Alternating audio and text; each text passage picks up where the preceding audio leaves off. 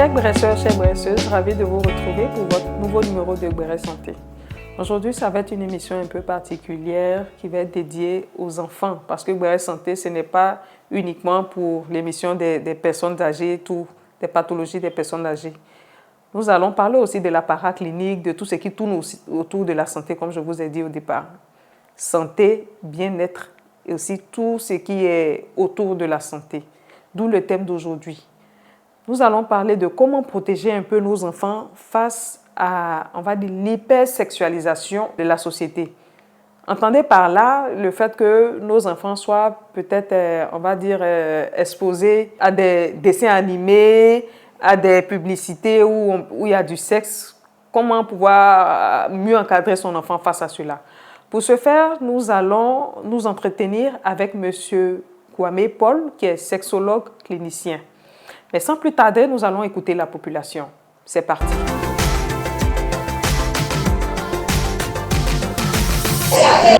Nos enfants ne sont pas protégés de l'hypersexualisation parce que la société de nos jours met tous les moyens à disposition pour que nos enfants soient au courant de tout ce qui concerne la sexualité. Ils ne sont pas protégés. À mon avis, les contenus audiovisuels diffusés de nos jours ne sont pas adaptés à l'éducation sexuelle de nos enfants, car cela peut nuire à leur évolution psychologique.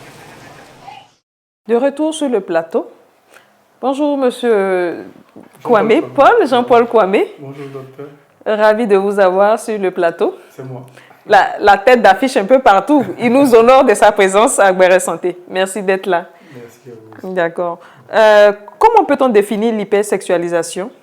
Alors, l'hypersexualisation, c'est la pression sociale qu'a la société sur la société. Donc, si on veut spécifier les enfants, les femmes, les jeunes, voilà. Donc, c'est la pression. Et quand on parle de pression, il s'agit de quoi? La publicité, les dessins animés, où il y a des sexes, on s'embrasse, on se caresse, on se met nu. Les films où on voit des parents à moitié nus, où on essaie de faire passer un message sous-jacent à nos enfants. Alors, c'est ça l'hypersexualisation de la société de nos enfants. Selon vous, c'est un véritable problème, non? Dans nos sociétés ici, c'est un problème, ça, en fait. Oui, c'est un problème partout. Et ce fait-là est critiqué même aux États-Unis. Voilà. En France, il y a des députés qui en parlent, mais qui sont minoritaires, donc leur voix ne porte pas. Voilà. Donc, que ce soit en Afrique ou en Europe, c'est un problème même pour les parents. Et il y a de plus en plus de parents qui essaient de coder des chaînes, des chaînes de télévision pour éviter que leurs enfants aillent regarder. Il y a des chaînes carrément où on fait la promotion de l'homosexualité, où on essaie de montrer aux enfants qu'un homme et un homme peuvent fonder une famille et c'est normal. Eh bien, pour nous autres qui avons une autre vision de la vie, de famille, je dirais, alors c'est choquant pour nous et vraiment... c'est un véritable problème. Un véritable problème. Effectivement, parce que M.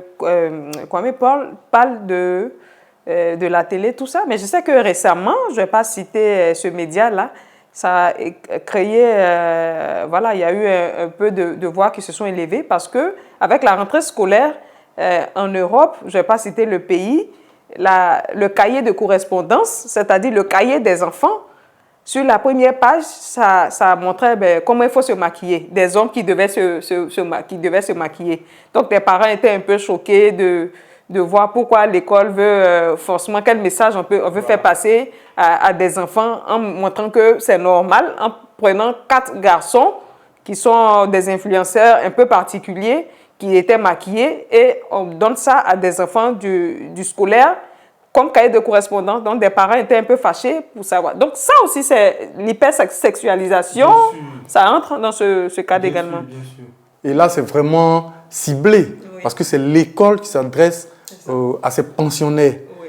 À la télévision, c'est un peu...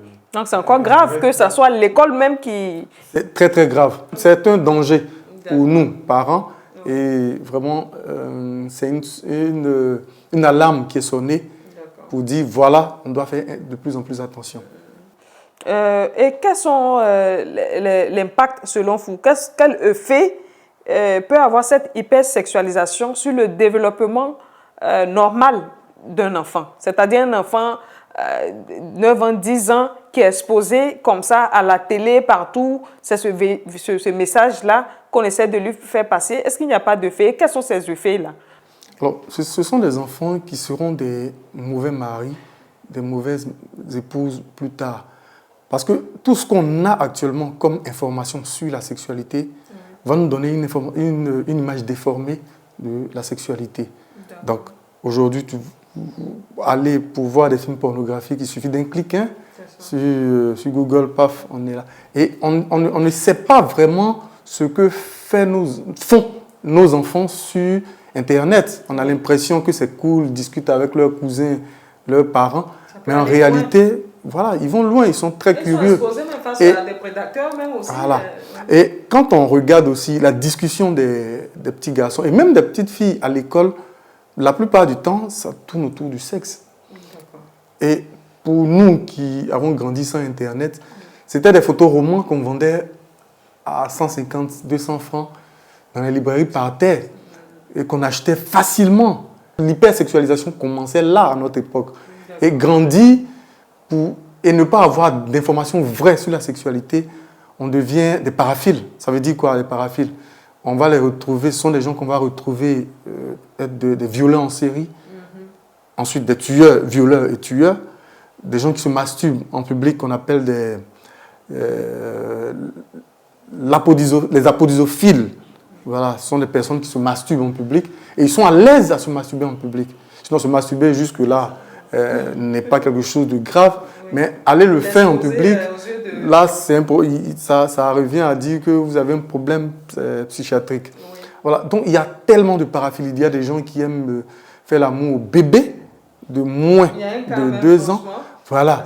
Donc, deviennent paraphiles des enfants qui ont été exposés à l'hypersexualité. Voilà, et plus tard, ils peuvent être mariés. En 2016, je suis intervenu sur la première chaîne pour parler d'un cas, un homme marié de 42 ans à l'époque, père de 3 enfants, comptable de son état. Je donne les détails parce que c'est public, hein. On peut retrouver facilement sur Internet. Comptable de son état, 42 ans, 3 enfants, marié et qui se masturbait en public. Et lorsqu'on se replonge dans l'enfance de ce monsieur-là, c'est un monsieur qui a beaucoup été maltraité. Voilà. Donc, quand on garde les séquelles de tout ce qui est... ça retentit plus tard à l'âge adulte. Il y a des enfants qui sont hypersensibles, qui n'arrivent pas à évacuer cette amertume-là. Donc, qui vont faire payer à la société. Donc, soit ils vont violer, soit ils vont tuer, violer ou tuer, soit, voilà, coucher avec des cadavres ou des animaux. Il y en a beaucoup. En tout cas, effectivement, vous avez dit quelque chose d'important. Cette déformation, parce que moi, il y a un fait qui m'a tellement marqué. J'étais en voyage en Espagne et lorsque je regardais la télé là-bas, il y avait une émission où j'ai vu dans le journal, des pédopsychologues, c'est-à-dire des psychologues, mais pour enfants, qui étaient dans des établissements. Ils avaient commencé, ils voulaient étendre, c'était juste, je pense qu'ils commençaient maintenant à mettre en place. Ils se déplaçaient dans les écoles pour s'entretenir avec les enfants. Les enfants avaient une tablette et puis ils posaient la question, est-ce que ces enfants, ils ont déjà... Des enfants, je dis bien, hein, du scolaire, c'est-à-dire 9 ans, 10 ans, 8 ans, est-ce qu'ils ont déjà regardé des films pour grands, des films adultes, comme vous avez dit, les films pornographiques? Ils riaient, ils évitaient un peu, mais ils disaient, oui, j'ai déjà vu sur la tablette des enfants de 8 ans, 9 ans. Et ce qui m'a vraiment fait plaisir, c'est le fait qu'ils sont allés loin. Ils ont écouté les enfants.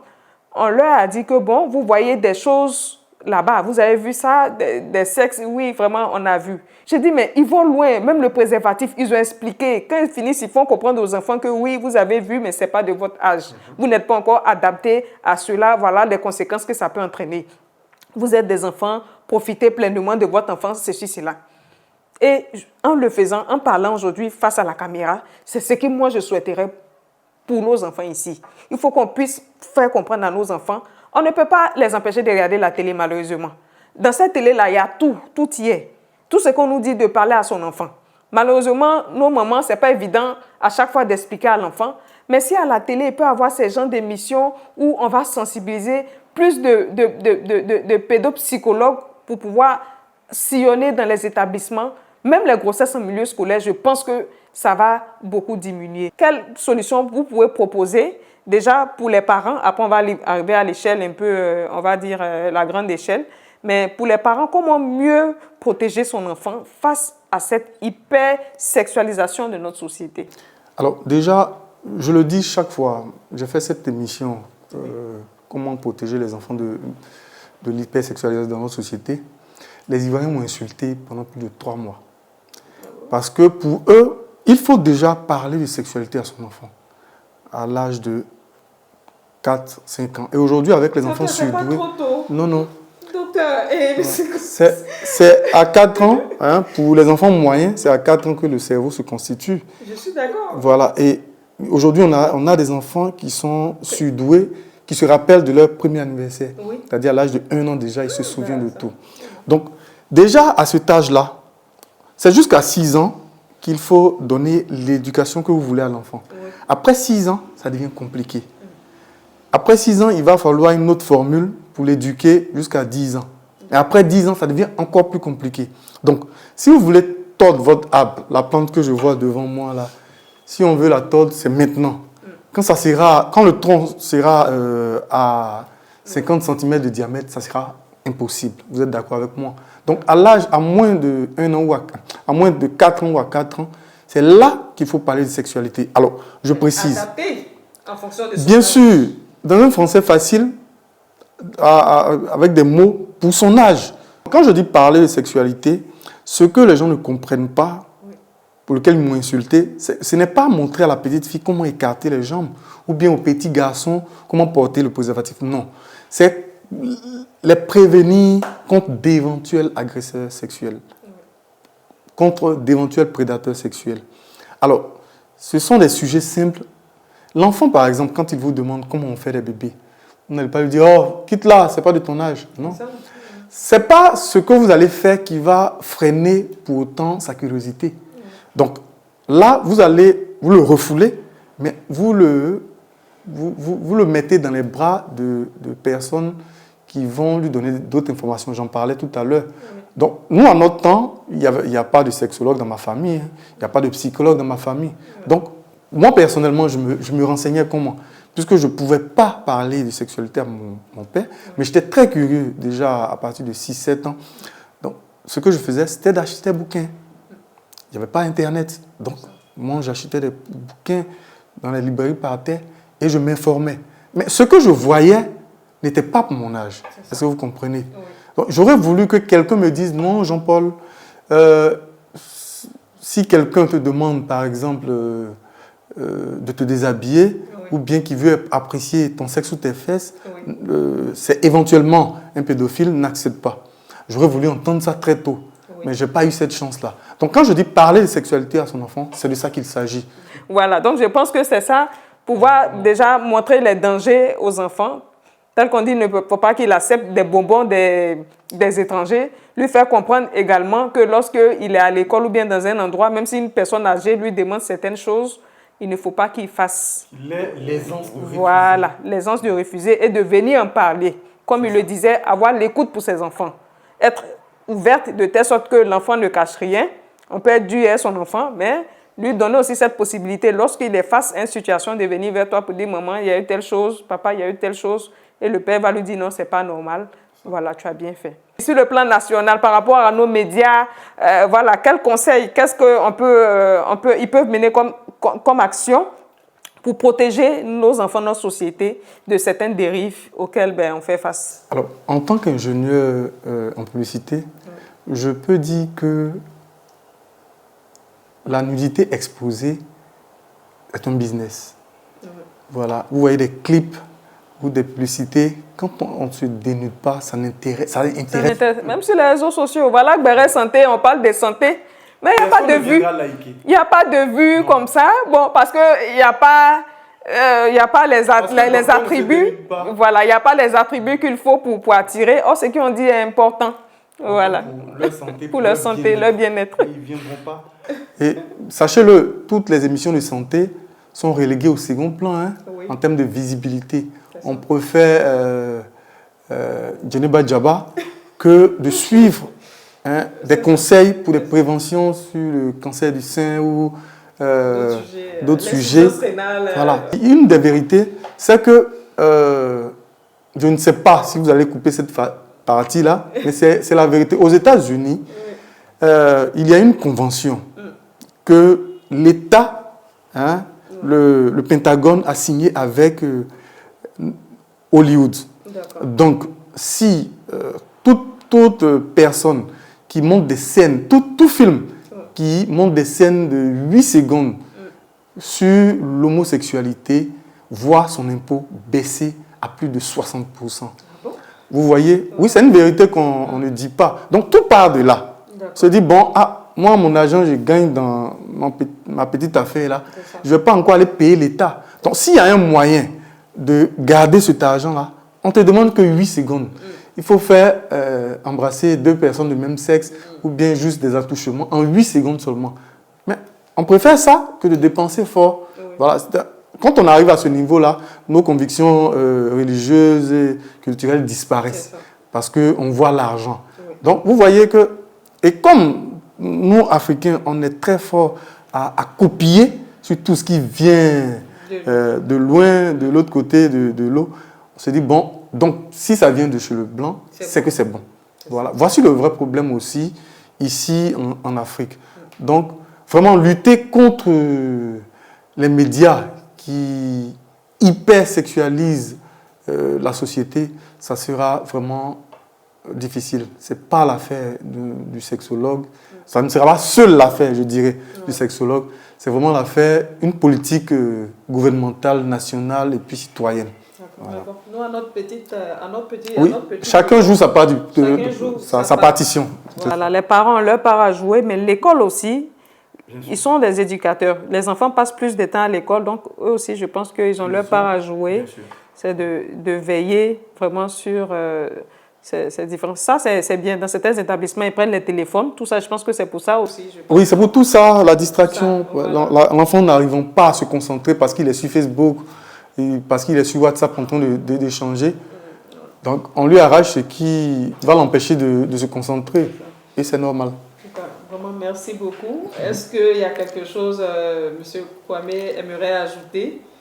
C'est le mot de fin. On a tout dit. Je voulais dire aux parents de parler de sexualité aux enfants. Et j'insiste, parler de sexualité, ce n'est pas montrer la voie à son enfant pour des câlins avec des amants dehors, pour pratiquer la sexualité. C'est prévenir son enfant contre les agresseurs. Et je vais vous donner quelques résultats de quelques enquêtes. C'est qu'un enfant à qui on parle de sexualité retarde son premier rapport sexuel, ne va jamais... lorsqu'il décide d'aller maintenant avec un homme, une femme, va toujours se préserver. Et c'est un enfant qui ne va jamais avec plusieurs personnes en même temps. Voici l'avantage, parce qu'il a les bonnes informations. Il sait ce qu'il sait que le sida, l'hépatite B, qui est moins connu, alors qui est plus dangereux aujourd'hui que le sida, et le papillomavirus, tout ça, l'enfant est imprégné de ces dangers-là. Et il s'abstient de beaucoup de choses. Merci beaucoup à notre invité pour toutes ces informations. Et chers bresseurs, chères bresseuses, j'espère que vous avez appris énormément. Bresse Santé, c'est ça. Un autre numéro de Bresse Santé.